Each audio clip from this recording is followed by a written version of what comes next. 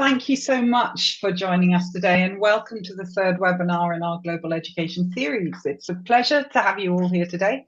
I'm Tess Wilkinson, Director of Education at Henley & Partners, and I'm delighted to welcome Jan Williams, who's Head of Sixth Form and University Counsellor at Repton Dubai Habasha, and John Milne, who's Global Education Consultant with Henley & Partners. And together they're going to provide a wealth of information for you and those of you who are considering the USA as let's change that one, UAE as a university destination. And also you're going to hear from Özgün Yüksel, who is Private Client Advisor at the Dubai office, Henley's Dubai office, and she's going to be talking about the residency you can have in the UAE through the Golden Visa.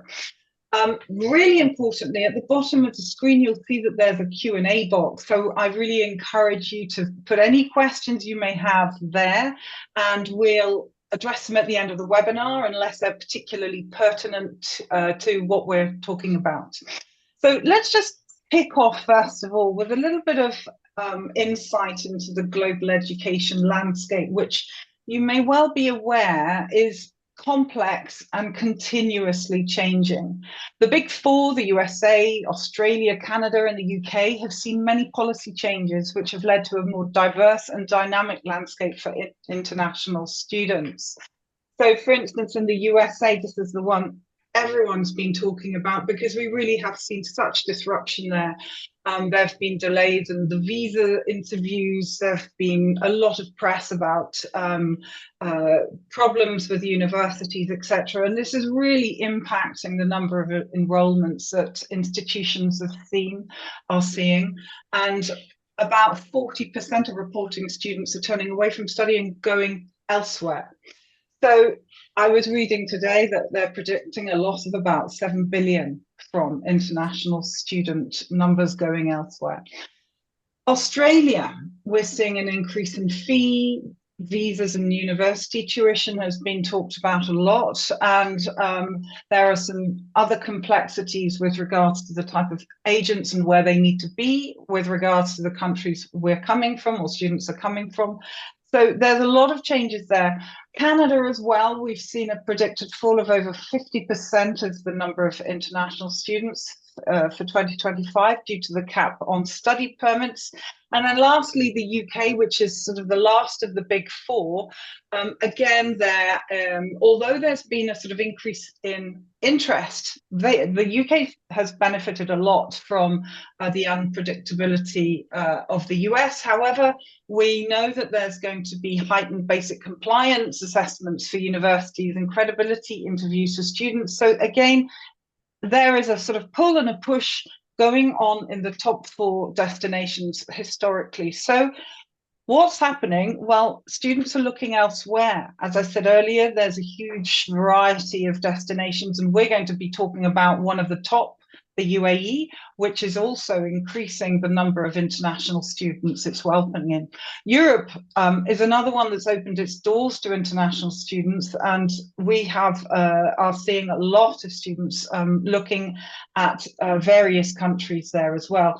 It has some great universities that are listed in the QS World Top 100. So all of that to say, there are all sorts of different options for international students, which we've been addressing throughout this education series. Today, we're going to be focusing on one that is storming ahead, which is the UAE. And I think on that, I want to hand over to Jan and John, who are going to be really deep diving into tertiary education opportunities in the UAE. Thank you. Over to you. Thank you, Tess, and it's lovely to see you, and welcome to Jan and Özgün. So the topic today is higher education and the university landscape in the United Arab Emirates, specifically with a focus on Dubai and Abu Dhabi. So just to set the scene, record numbers of students in recent years are choosing the UAE for their higher education studies, which is in line with the UAE's stated goal of becoming a major player in the global university sector by 2033. Recently, the number of students enrolled for the 2024-25 academic year increased by 20% from the previous year, bringing the total to 42,500 students studying in universities across the UAE. These students are studying bachelor's, master's, and doctorate degrees across 41 universities, and of these 41, 37 are international campuses. International campuses of renowned universities from around the world, including the UK's University of Birmingham, Middlesex University, France's ESMOD, Georgetown and NYU from the US, and India's BITS Pilani. Four new universities have opened this year from China, Russia, India, and France, which is reflecting the diversity of those moving to the UAE. And 15 more global universities have just recently been licensed to operate and to deliver from 2027 onwards. So in total, there are 706 courses on offer with 91 new programs introduced just this past year for international students to choose from. And it's these international students, those that have moved to the UAE for the purposes of studying at university, who are joining in such large numbers. For example, 35% of all Dubai higher education students are international students, a segment that's grown by nearly 30% just in the last year. The universities are attracting students closer to home too, with the numbers of Emirati students enrolling in Dubai universities growing by 22% to almost 4,000. That means that around 23,000 students in universities in the UAE at present are either expat or international children who have completed their secondary schooling in country.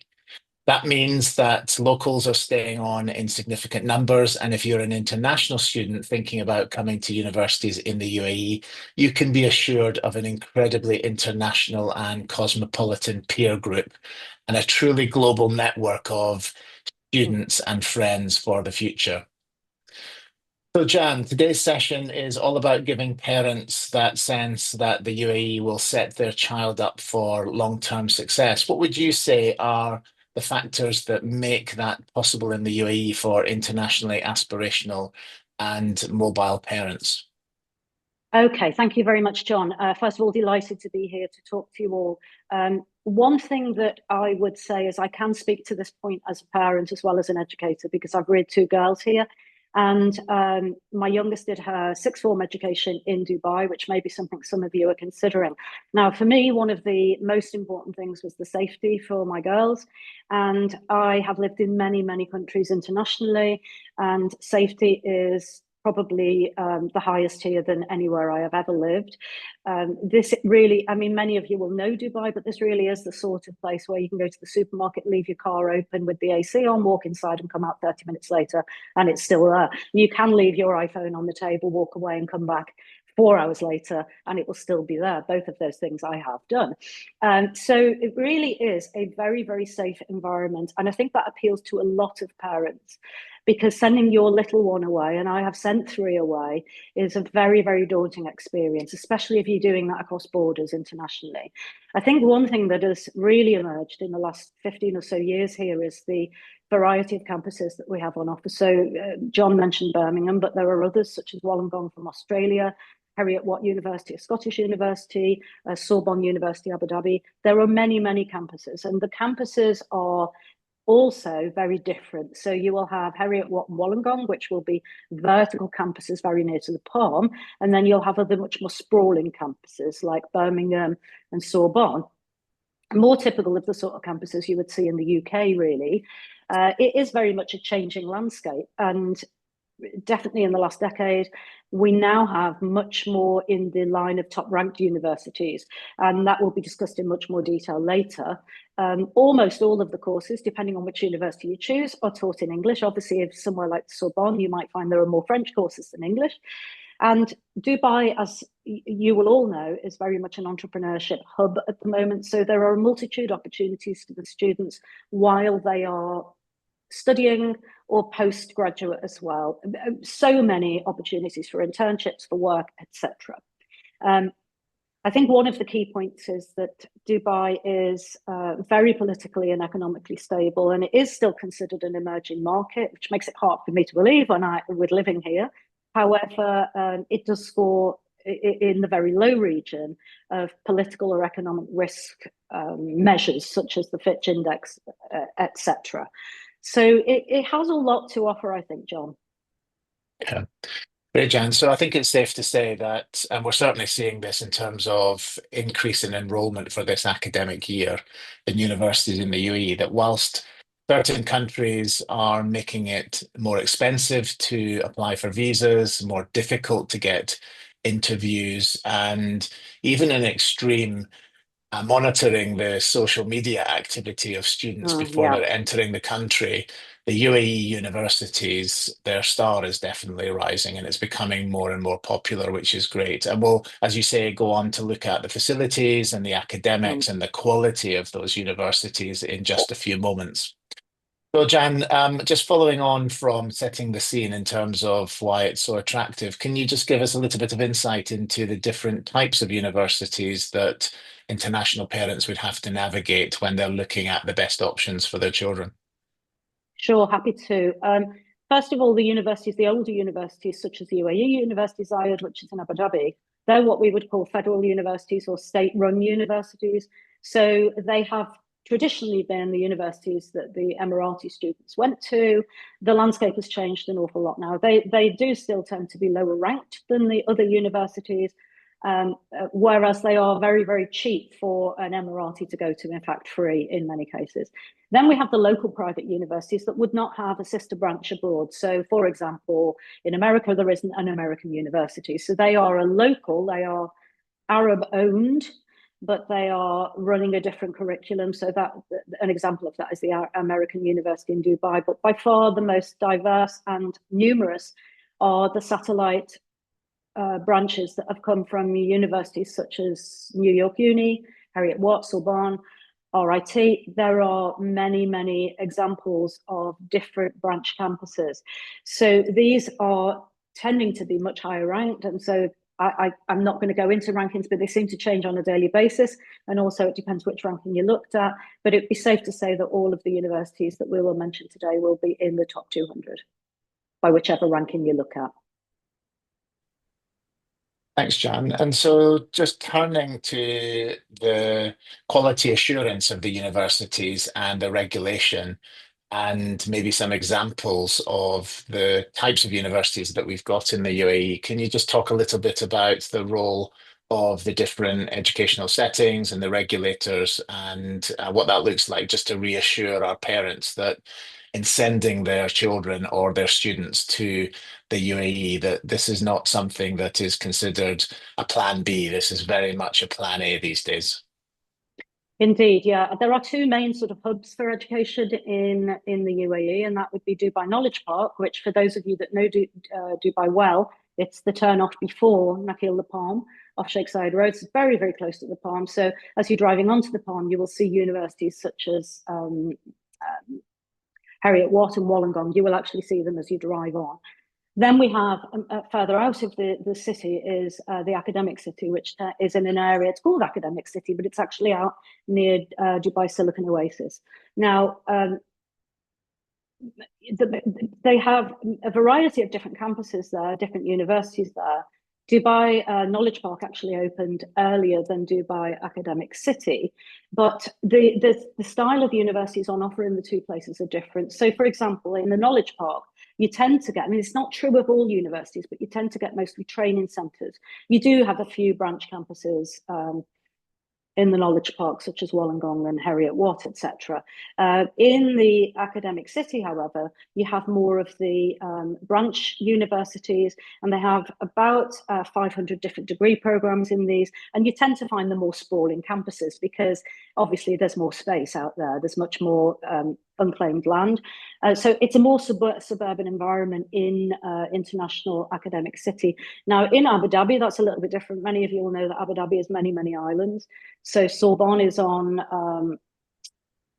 I can't remember the name of the island now, and I was only there yesterday, but it's on one of the very, very newly developed islands, actually. And NYU Abu Dhabi is part of the more sort of mainland, if you like, of Abu Dhabi, rather than off on an island. But the quality assurance is, I mean, it's actually so intense, it's difficult to give an overview of all that. All of the universities that are satellite branches of universities from different countries, they're all QA'd, quality assured, by their own universities.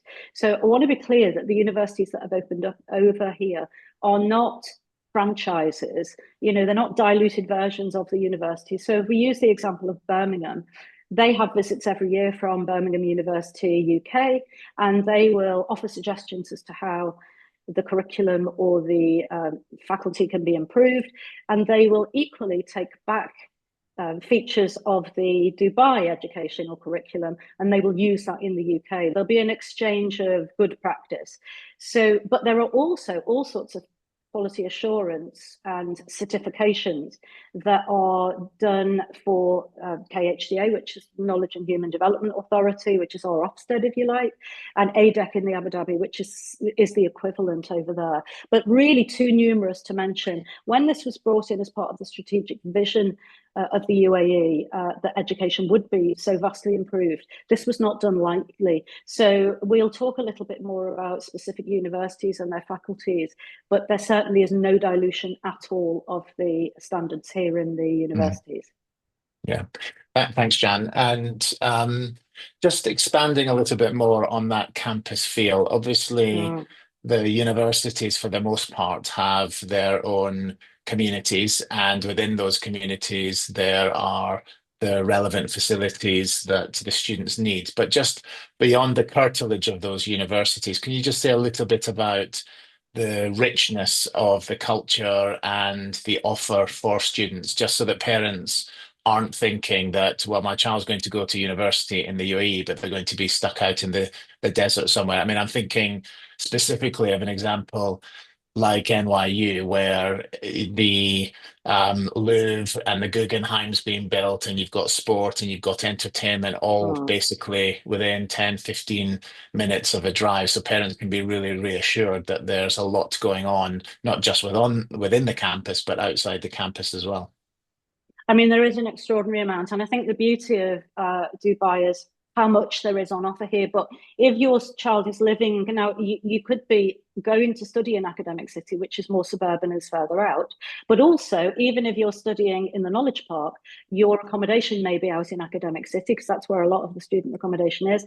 Every university offers shuttle buses, which take approximately 30 minutes to get if you're going from academic city to Knowledge Park.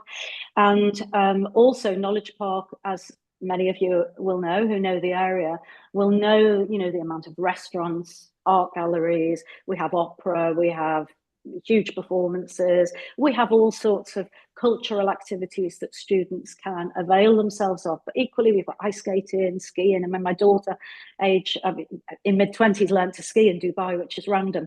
But yeah, one of them learned more traditionally in Switzerland, the other one learned to ski in Dubai. So students do not need to be sitting in a room looking out at beigeness outside. They will have a very, very full life here, a very full student life indeed. Great. Thanks, Jan.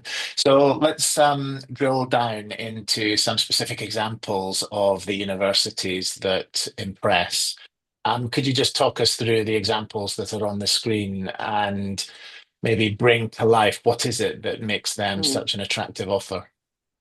Okay, these three universities are three of the many that I've been able to visit since I've been back in the UAE, because I'm now in my 5th year here with 4 years previously and then a gap. And now I'm back, because this is very much home.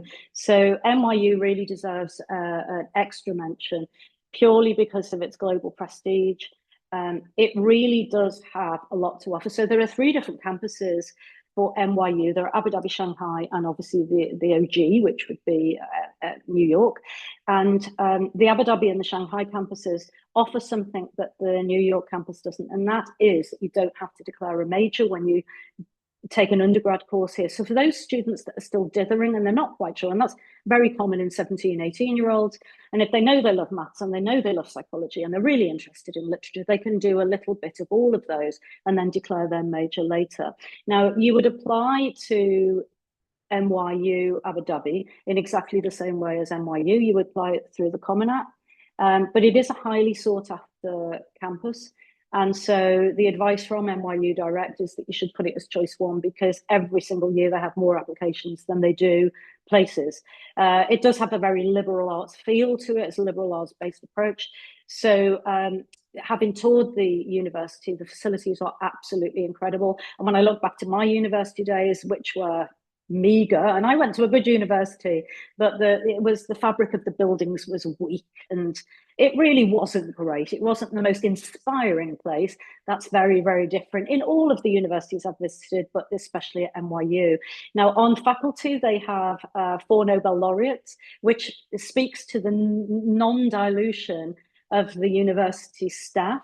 They've only had 11 graduating years, and of that, they've had 24 Rhodes Scholars who've graduated from there. Now, a Rhodes Scholarship, as many of you will know, was legacy from the will of Cecil Rhodes, and this gives students the opportunity to go on directly to Oxford University. So of their 11 years, 24 of their graduates have gone on to Oxford, which is, I think, pretty incredible for any university. And I think one of the things as a mum that I liked the most when I was there, that their accommodation for students sits directly on top of the faculty buildings. So if they wanted to, well, if they didn't want to, they wouldn't even have to go outside. They can literally go down in a lift and go to faculty. That's not to say that there aren't things for them to do outside. There are, but especially in this weather, they may not want to, 50 degrees. Then they also have the option to do study abroad. So for things like internships, for short summer courses, they have 14 sites abroad, and they are such diverse places that the students can go to, giving a really international feel to their course. So they could visit Madrid or Sydney or Buenos Aires or Accra. I mean, there are all sorts of different areas they could go to. We'll talk a little bit more about scholarships in a moment, but NYU scholarships are merit-based and they are enormously prestigious. So it really is worth getting the scholarship, whether finances are an issue or not, because they are need blind. You get a scholarship based on your merit. So really, really worth it.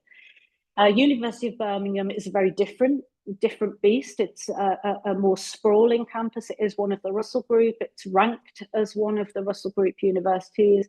It's in Academic City. It's a little bit further out. Again, the facilities are extraordinary. You do not feel like you're in a university. It's incredible. For both NYU and for University of Birmingham, you would need to show some proficiency in English. So that could be either an IELTS, a Duolingo, a TEFL, or indeed if the student has done GCSEs or been taught in the British curriculum for more than 3 years, I think it is, then they would be happy with that. But if not, we would need some sort of English language testing. So they are one of the 20 Russell Group universities. They're very, very strong in engineering, AI, computer science, business, psychology, law, and the accommodation. You can actually see the accommodation once you're inside the university. You can see it a stone's throw away, but again, a shuttle bus is in operation to transport students. Sorbonne, I was only in yesterday, so it's very fresh in my mind. They've had a huge investment from the government of Abu Dhabi. Goodness knows how many million dirhams, but a huge investment. I think potentially the best facilities I've seen in a university here. In order to gain access to the Sorbonne, which is obviously a French parent university, the student would need, if they're wanting to do one of the French courses, 8 of the 11 are in French, they would need a DELF, which is the French equivalent IELTS. But if you don't want to do a DELF, you can do an intensive French foundation year, which actually would only make the undergraduate degree 4 years, similar to an American degree. So you could do a French intensive year and then go on to study in French. And you could leave there not only with your degree, but you could also leave with fluency in French. So that's something really to be considered. Their fees are not huge. They're actually pretty middle range, incredible. And they have certain areas that their excellence has already been recognised in, and they have not really been in operation that long. So their physics programme is particularly well recognised. And it depends which ranking you look at, but they are actually 17th of the top 50 in the Shanghai ranking. They are incredible. The language around school, actually, concern for me was that if you were an English speaker, you would be listening only to the French language. But apparently, the language of most of the students there in the common areas tends to be English. So, very, very diverse background. But all of these universities are highly ranked.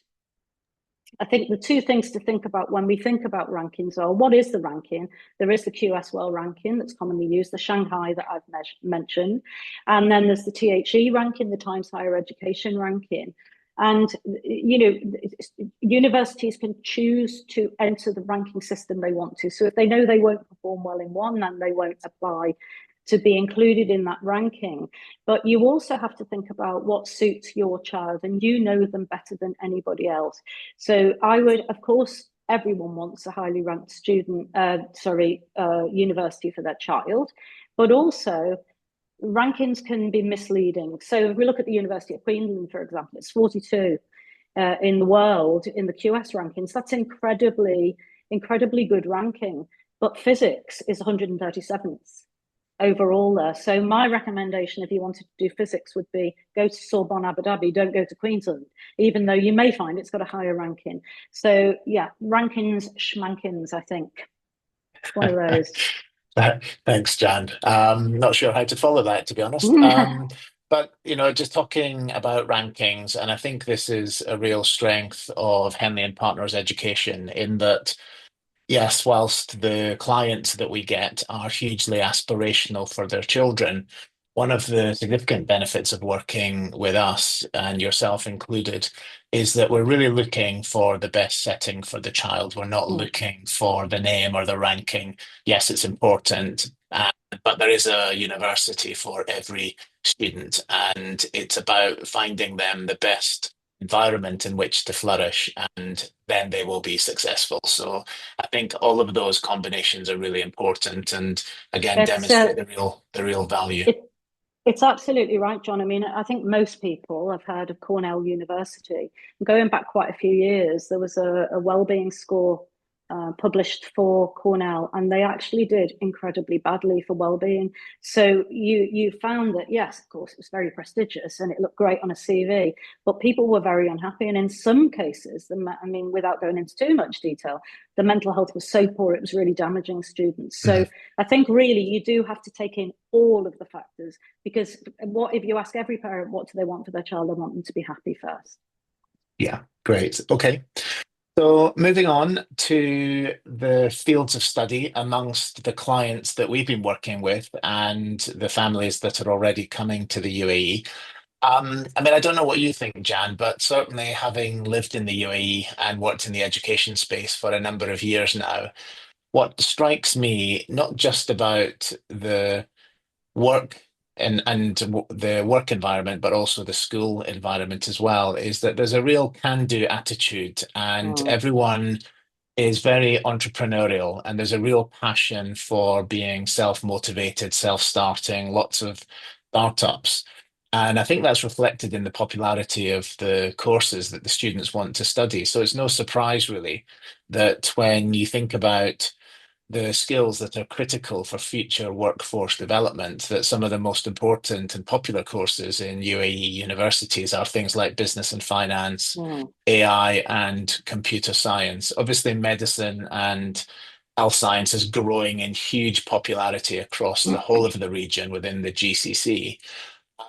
But then the two at the bottom there, luxury brand management and architecture and design, are curious, but not a surprise really in the UAE. When you think about the level of commitment and the expertise that exists within hospitality and within tourism and within the service industry, there probably isn't a better place to come outside of Switzerland than to the United Arab Emirates for luxury brand management. And I know that the Glion Institute, the La Roche Hospitality University, has just opened up in Abu Dhabi. And then when it comes to things like architecture and engineering and design, again, you just need to look at the construction that's taken place over the past 10, 20 years to understand that if you want to come somewhere where there's that level of not just expertise and insight, but also practical experience, then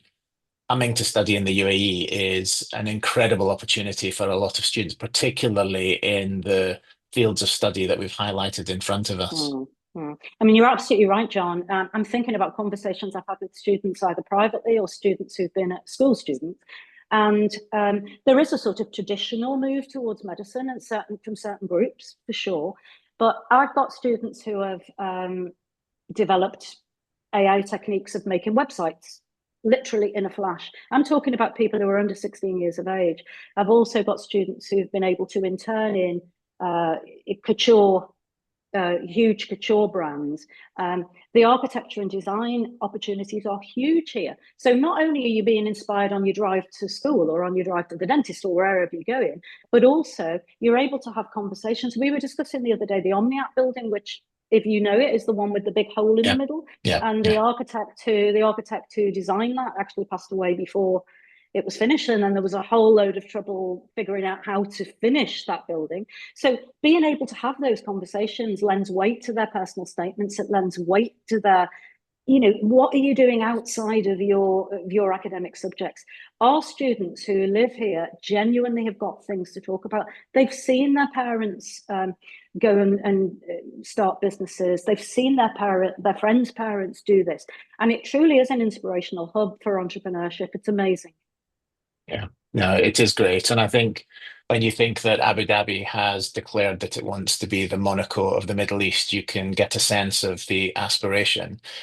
And when you also think about, interestingly, fintech is, one of the strongest sectors in the world. And I think for young people as well, sustainability is enormous and is right up at the top of their agenda these days. And again, there is a lot of evidence that sustainability is at the heart of a lot of what the UAE is committed to as well. So lots of strong indicators and attractive features for young people wanting to come and be part of something that's very relevant and modern and I think meaningful and purposeful, which is really important. I think there's been frustration on behalf of the students I've been dealing with in that they are, the youth that I'm dealing with are very committed to sustainability and they have lots of brilliant ideas. And this is really showing us, these are those startups of the futures. And I think you get a feel for that when they talk about the frustration with what they're seeing in the wider community, still using single-use plastic bags, et cetera, et cetera. So it's good to be hearing those things because I don't know that we're going to change things until we get the youth on board. So there is, again, university courses, many of them dealing with sustainability and innovative designs to improve the environment. Yeah.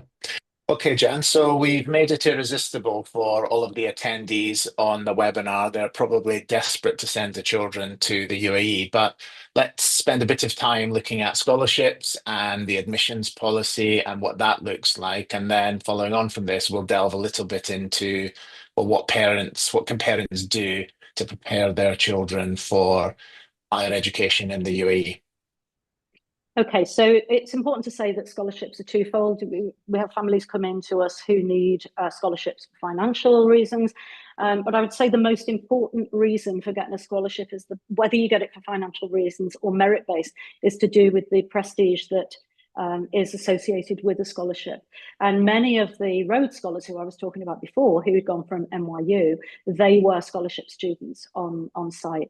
At NYU, they do offer extraordinary scholarships. More than 50% of their students on campus were scholarship students. So scholarship is certainly not something to be embarrassed about. It's something to sing about. It's an extraordinary thing to get. Now, as far as application timelines and standardized tests, this is where the student needs to be organized. They need to have a good counselor and they need to take control of their learning and their future to some extent, because if they sit down with a counsellor at age 16 or 17 and start then thinking about what they want to do, they're going to find it's not too late, but it's going to be an extraordinary rush. And nobody wants that because then panic ensues and you make decisions that aren't great. So really, from about the age of, certainly from the final year of secondary school, which we would call year 11, grade 10 in the American system or the IB system. Students need to be thinking about their application timelines. Research in the universities, do they need an SAT? Do they need an ACT? Do they need a personal statement? Because some courses, interestingly, you can just apply direct and no personal statement is needed. If there is a Common App application, what are the prompts for the Common App that you're going to need to use? This does not need to be a surprise in sixth form or in the final 2 years of school.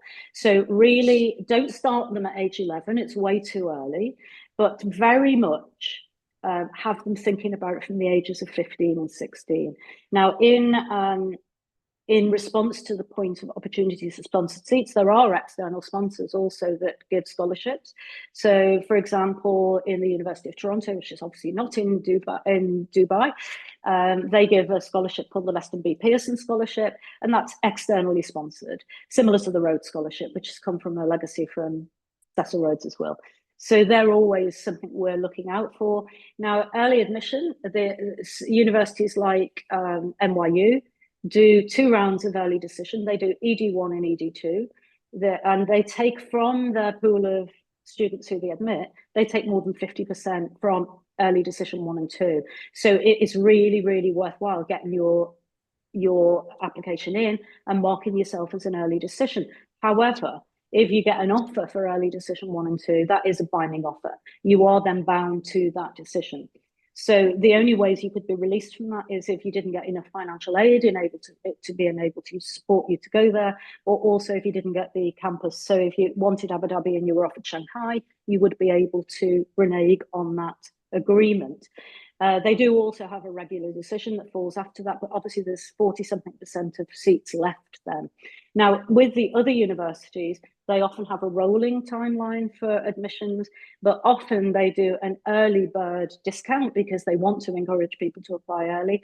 And to be fair, any good counsellor is advising students to get applications out of the way, because whatever curriculum they're taking, their final year of school is very, very, very demanding. So you don't want to add on the extra stress of worrying about all of the applications as well as all of the academic work. Now, that's not to say that they're not going to take time out of their studies to do academic applications. They, of course, are. But really, over the summer break prior to the final year, you really want as much boxed off as you can, whether that's all your demographics on Common App, whether it's all of your UCAS filled in, whatever that is. Okay, so really, it's organisation that's key here, because they need to know where they're thinking of going. They need to have a spreadsheet set up, and they need to have all of their timelines set out so that they know what's coming next. Great. Thanks, Jan. And I think on this topic, you've already touched upon this, and we're a bit pressed for time, so we'll skip past that. But just drawing the education piece to a close before we bring in Ozgun. Outcomes and pathways for graduates, and then key takeaways is the next slide. Just summing up for you in terms of what this opportunity will allow international students to go on to. Can you just talk very briefly about the kinds of students that they will become and the kinds of opportunities that they will springboard onto as a result of coming to university in the UAE? Okay, I have a real bias that I probably can't hide, because I love this region. I love the UAE. I swear I am a pseudo Emirati. So I do have a strong bias. However, I think my bias comes from the fact that I did have a child here who made so many connections during her sixth form. She is still utilising those connections today. My daughter is in social media, and she is still drawing on connections that she made in sixth form to further. I mean, they are going to meet such a diverse group of people. They're going to make such amazing connections. And they're also going to be, rather than being in an environment of, oh, you can't do that, they're going to be an environment of, wow, what a fabulous idea. They're going to be supported like that by their teachers. They're going to be supported in that way by their colleagues around them. It is a very, very can-do attitude, not, who do you think you are doing that? This is a brilliant place for students to grow up. Yeah. And I think just drawing it to a conclusion, I think you're absolutely right. And along the way, as part of the studies with the work placements, the internships, the opportunity to travel, the interactions that the students get, they really do develop into incredibly well-rounded, Yeah. very balanced, with an incredibly global outlook to them, young people. And they're very, very impressive when you meet them both out of high school and out of university as well. So I think the message is there's huge opportunity. It's by no means the finished article, but in terms of where they want to get to and the standards that they're setting along the way, it's an incredibly strong offer, higher education in the UAE. And we look forward If I to, can, yeah, if I can add 3 more bullet points, John, I yes, would go just for it, add Jan. these 3: opportunity, opportunity, opportunity. And you Ah, mentioned it many times in your little roundup there, but this is very much the area for opportunity. yeah, absolutely. Thanks, Jan. So we'll come back in a few Pleasure. moments for some questions, but we're going to move on now to Tess and Osgun. Thanks, John. As Henley and Partners, in terms of what we try and do from my side, for anyone who does have children in higher education in the UAE, it's always important for parents to be able to travel at a heartbeat in the event. I know it's obviously super safe, as Jan said. I mean, I've got kids here as well. It's a very, very safe environment. It's brilliant in terms of the comfort that you have, service levels, etc. But if for any reason, whatever that may be, they get ill and you just want to be here at a drop of a heartbeat, there are a lot of residency options, especially for the UAE in particular. We have the golden visa that we offer the parents to be able to undertake and to obtain, which will enable them, without having any limited or a minimum stay requirement in the UAE, for them to use that to travel and to stay here or to visit their children as and when they wish. Now, in terms of Henley, we've been doing residency and citizenship for many, many years. We've got many offices around the world. So wherever our parents are based, they can use our local offices to reach out to us, to make their applications to us, including the UAE. So the benefit of using somebody like Henley to facilitate this along with the educational team is that we can obviously be there as and when they need within our global presence, so that they can knock on any of our doors around the world and come and find us. We've got multiple offices in Europe, Asia, Caribbean, North America, Latin America, Africa, Middle East, and the Oceanias like Nauru, etc. So we have many offices where you can visit if you ever need anything. I'm based in the Dubai office, but obviously if there is anything that is needed in Abu Dhabi or any of the Emirates in the UAE, we're always around, so we can obviously step in at any point. Now, I know we've been talking about the UAE universities, but if any of our clients do require residencies elsewhere for the purposes of furthering their careers, maybe it's after they finish their education here in the UAE, or maybe they've decided that they don't want to come to a UAE university and go elsewhere because that's the best suitable option for them. Then obviously we do have other residency and citizenship options around the world that may enable them to have access to those locations that they wish to obviously be with their children, or even if it means that their children don't necessarily apply with a direct student visa, they may apply with a golden visa themselves, or a global talent residency option, in which case it then allows them to be able to remain in that country and seek work opportunities even further in their careers. So it makes it a lot more interesting for them to be able to explore further success stories and further opportunities without having to face those limitations that we have commonly been aware of in the past, because obviously the world is now a much smaller place and it's far more easier to sort of navigate, to travel and have our mobility increased quite vastly, actually. In terms of the benefits or the differences of the residency or the citizenship programs that we have. Some of them are residencies which will allow, and the main difference is that it doesn't allow you to sometimes have the full frontal sort of like rights of working, free healthcare, free education, and for it to be passed on from generation to generation. However, the residency still has the benefits of being able to have free travel. Some do come with healthcare, some don't, and some may have a pathway to citizenship and some may not. And it will obviously depend on whether you've fulfilled various requirements or various conditions as to whether you can reach that ultimate end. But many of them will allow you to live, work, and study in that country of choice. It might not be as vast as, I'll give you an example, like Portugal. If you are in a residency visa, then obviously you can do various limited things like work and study, etc. in Portugal, maybe. But it doesn't extend to the rest of the EU until you've actually got the Portuguese passport. And the citizenships around the globe, unless you obviously have a green card in the US, again, it sort of limits you to being able to explore work opportunities, or it may be limited in terms of what employers may wish to give children in the future.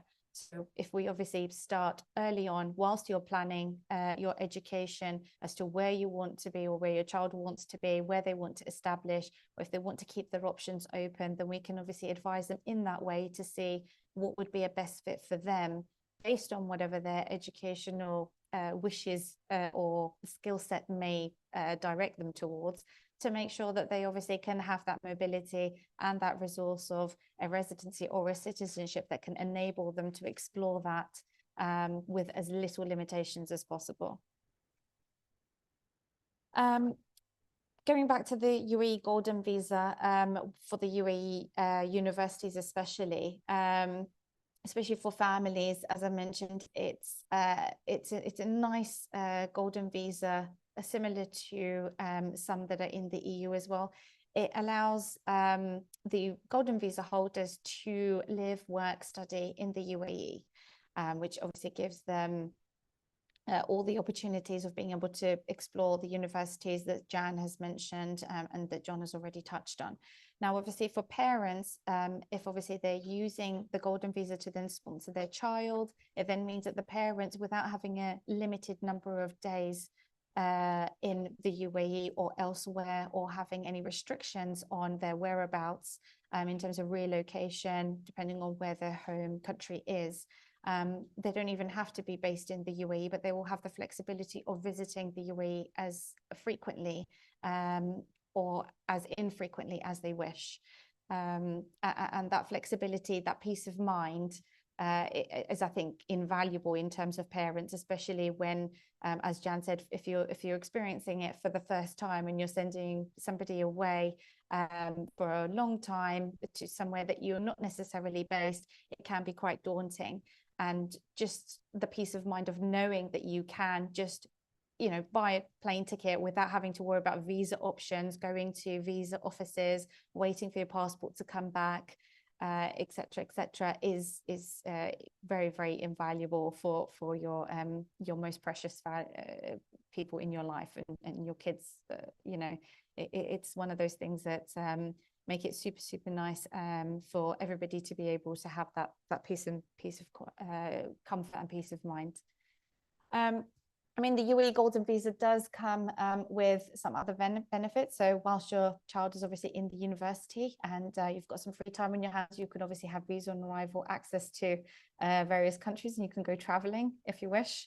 The Asia countries are one of these, and in addition to that, the GCC have now said that with golden visas and some other residency options, you can actually travel within the GCC with visa on arrival or visa free, which is a plus benefit. So obviously if they're going to be changing campuses, or if they're going to go on various it might be summer camps, or if they've got opportunities where they're going to be seeking work experience within their courses, or if they're going to be transferring between campuses, whatever that may be, then As golden visa holders for parents, again, it gives them that flexibility and that mobility to sort of know that they've got the peace of mind being able to go with their kids or just travel and visit a few other countries that are in the region whilst they're obviously here, which a lot of our clients have been very, very happy about. Tess, I'll leave it to you in terms of what Henley and Partners does for education, but that's all from me from the residency and the citizenship side. Super, thank you so much, Osgun. So yes, keeping a very close eye on time, I'm just going to touch briefly on who we are and what we do. You've heard all about the wonderful options and available for the UAE, and as parents, we all want our children to have the best possible education, and this requires usually a significant investment. And ensuring that you get the best possible impartial advice when planning for your child's education is key to their success. Our core services, as you can see here, involve the Henley Academic Profiling Assessment, which benchmarks students against UK independent schools. This information helps us to have a clear understanding of a student's academic ability and potential. And we use this as part of the information that we gather when compiling the long list of schools and universities. We also provide a tailored advisory for both schools and universities, so we can assist families with children from tiny kindergarten all the way up to postgraduates. And whether you're relocating or sending your child to university, our families come to us for impartial expert advice. Using data from the HAPA, we focus on matching children with the best possible schools or universities for their academic and personal aspirations and needs. And we work frequently with children who've got special educational needs and believe that all children can find a wonderful school or university for them. The range of additional services that we provide are completely bespoke. They range from bespoke university tours, test prep. We have coaches, mentors. We also have a network of relocation partners. So for those parents relocating, we have all of those services too. But basically, if we can provide solutions for the needs of our clients, we do so. Let's just go to the next slide, and I can introduce our lovely team. You can see John here, but there are others who work closely with us across the globe, and everyone has worked in schools or universities, so we are all educators. I'm a UK qualified teacher, and we have a huge amount of experience to ensure that we can provide you and your family and your children with the best possible advice and guidance that is needed. Next slide, please. Finally, I just want to sort of point out some of the key points. We're very proud to have a 100% success rate with both schools and universities because we tailor our advice so carefully that we always ensure that the guidance we gives the child the best possible options and success rates. We're data-driven with the HAPA. We're also one of the only education services providers who can assure that children can graduate with both a degree and residency or citizenship, because as Jan and John and Osgun have mentioned, it's not just about education, but we educate our children to succeed and be happy and thrive. So accessing the same opportunities as domestic students, those who are born or have citizenship in the country our children are studying in, is a trampoline to success, and will break down any barriers that may exist with internships or with employment post-graduation. So, you know, we are really here to assist your child all across and all through their education. I think, if I'm not wrong, we've got to the end of that. So thank you, everybody. There is one question that we have here. Osgun, this is probably for you. Are there any nationality restrictions for this program, the UAE Golden Visa, either for the education pathway or for RCBI, residence and citizenship by investment options, whether for parents or individual applicants? Just in terms of the residency for the UAE Golden Visa, no, there aren't any nationalities which are disqualified from applying or restricted. However, some passport holders, such as South Sudan or Nigeria, may be denied entry if there are issues, because if they're coming via transit, then it's not allowed, or they need to come directly. But with some Nigerians also, they need to have proof of address and where they're going to stay for the entire duration of this stay. So they have additional requirements. But once they meet the eligibility and they've gone through the clearance of that, then obviously there isn't any restrictions in that respect. So there's no discrimination by nationality for granting the golden visas. As long as you meet the conditions, then the UAE golden visa is open as a residency to all. Great, thanks, Osgun. We've got time for probably 2 more questions. One touches a little bit on what I was saying at the end. What are the employment options post-study? Because I know, Jan, you touched on that earlier. I'm not sure who wants to take that one, John or Jan. John? Yep, I'm very happy to answer that. So at the moment, there's the opportunity post-study to stay on for 6 months to either gain employment or to get experience. As a business person myself in the UAE and understanding of the setup of a business and the management of visas, one of the great things about the UAE is that for a lot of postgraduates, it's actually very easy for companies to sponsor students to stay on and to be employed, unlike in many other countries where it's very, very compliance heavy and puts a lot of businesses off. And there's a requirement that companies in, say, the UK have to offer a certain minimum salary. But in the UAE, as a business person, it is very straightforward to sponsor an employee, particularly under the age of 25, in full-time employment. And of course, going back to the point that we made earlier about the students being entrepreneurial, you may well find that students want to set up on their own. And again, it's incredibly straightforward.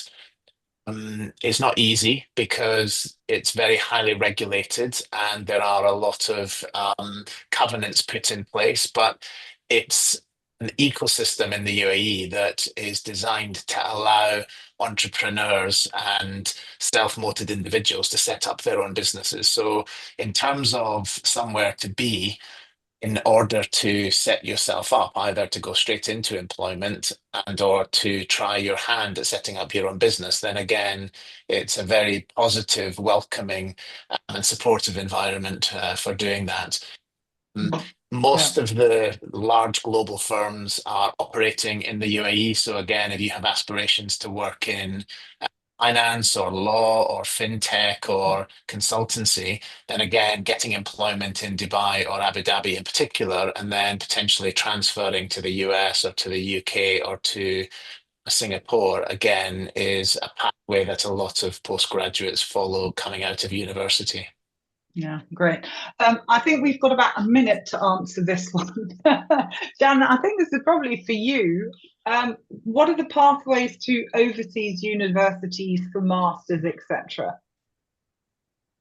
Okay, so oftentimes, even at undergraduate level, they can transfer. So for example, Wollongong with Australia, they could do a 2-2, so they could do 2 years in the UAE, and as long as they get a certain mark over the 2 years, that entitles them to go and study in Australia. So it doesn't matter whether they're undergrad or postgrad, there are lots and lots of opportunities. And again, they're just too numerous to mention, but lots and lots of opportunities. Wonderful. John, if you just want to go to the next slide, I've just realized for anyone still on, if you want to screenshot that, you have Osgun and my details if you want to reach out at all for any further questions that we weren't able to address, or if you would like to schedule a call with myself, Osgun, and of course with John and Jan, don't hesitate to get in touch. But I think we're going to have to call a close on this. I hope everyone has found this as informational and interesting as I have. Certainly not my expertise, the UAE, so I've learned a huge amount. But thank you all for being here, and we look forward to seeing you all in the next webinar. Thank you very much, and thank you all panelists. Goodbye. Thank Thanks, you. everyone. Thank Thanks, you. everyone.